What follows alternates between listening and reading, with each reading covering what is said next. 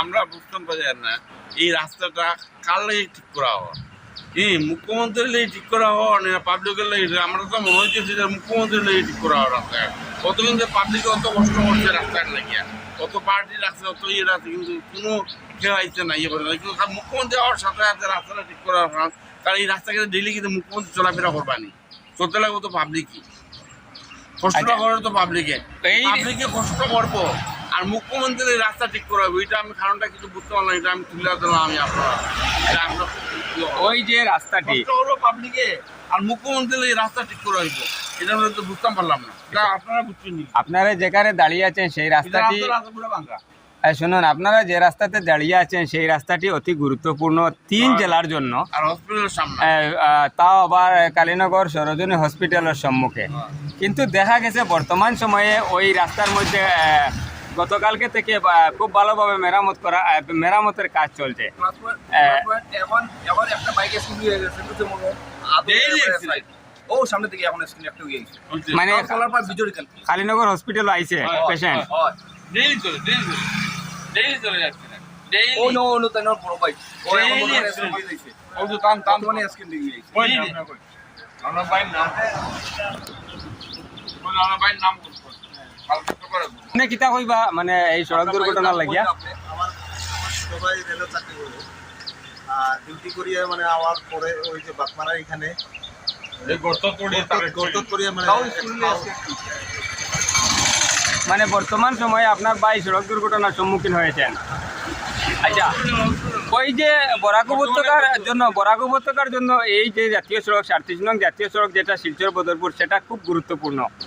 কিন্তু অনেক দিন থেকে এই রাস্তা পুকুর সম গর্তে পরিণত। কিন্তু দেখা গেছে আগামীকাল অর্থাৎ বৃহস্পতিবার 3 দিনের বরাক সফরে আসামের মুখ্যমন্ত্রী হিমন্ত বিশ্ব শর্মা আসছেন। আর সেই সময়ে এই রাস্তার গর্তগুলা অল্প কিছু পাথর দিয়ে মেরামতের কাজ চলছে। সেই বিষয়ে আপনি কি বলতে চাইবেন? মুখ্যমন্ত্রী লাগবে এটা শুধু গতকালকে সকালে ও টাকা দিবা দিতে, তারপরে আমরা জিনিসটা তুলতে আবার খাটাকে তদন্ত করতে পারে, তারপরে সামনে ডিপা নাই, পুরো ডিপা নাই। এটা তো মুখ্যমন্ত্রী লাগে খালি হইলে তো হইতো না। আমরা মুখ্যমন্ত্রী তো একদিন এবার দেবে গিয়া, আমরা তো সবসময় চলতে লাগছে। মানে আপনারা দাবি হইলে পাবলিকের স্বার্থে কোনো কাজ করা হয় না, এটা মানে মুখ্যমন্ত্রী দেখাইবার লাগে এই কাজটা করা হয়। পাবলিকের স্বার্থে কোনো কাজ হয় না, এটা মুখ্যমন্ত্রীর স্বার্থে কাজ। দাদা, আপনার নামটা কিতা? আমার নাম প্রেমেন্দ্র সিনহা। আর আপনার যে ভাই দুর্ঘটনার সম্মুখীন হয়েছেন তার নাম কিতা? রাজেন্দ্র সিনহা। রাজেন্দ্র সিনহা। তা আপনি এখন সরকারের কাছে বা সাধারণ মানুষের কাছে কিতা তুলিয়া ধরতে চাইবা? এখন কিতা মানে সবর মানে আমরা জনসাধারণের স্বার্থে এই রাস্তাটা মানে জানলে আমরা সুন্দর এরকম দুর্ঘটনা হোক না, মানে ওই যে গর্তটা মানে মোটামুটি সুন্দরভাবে রোডটা মানে এটাই চাই। আমার জায়গায় হাইলাকান্দি ডিস্ট্রিক্ট এমন ধরনের একটা ডিস্ট্রিক্ট যেখানে কোনো ধরনের কোনো কাজ হয় না।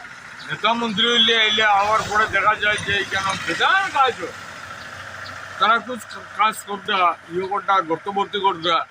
এখন হাইলাকান্দি দেখিয়া একটা বাস যখন ছাড়ে, আমরা যখন কাটাখাল থেকে শিলচর যাওয়ার পর্যন্ত কোনো ধরনের বাইক 1 ঘন্টার যদি একটা 1 ঘন্টা টাইম দিয়ে কোনোখানে বাড়ি হইলে গিয়া কেন 3 ঘন্টা গিয়া পরে গিয়া পৌঁছতে লাগে।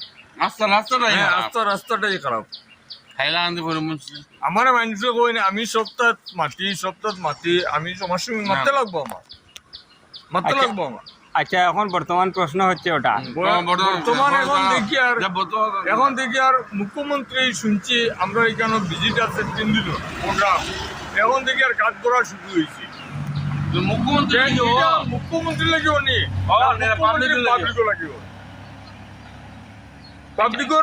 পাবলিকর কোনো দুঃখ দেখার মতো কারোর ক্যাপাসিটি নাই।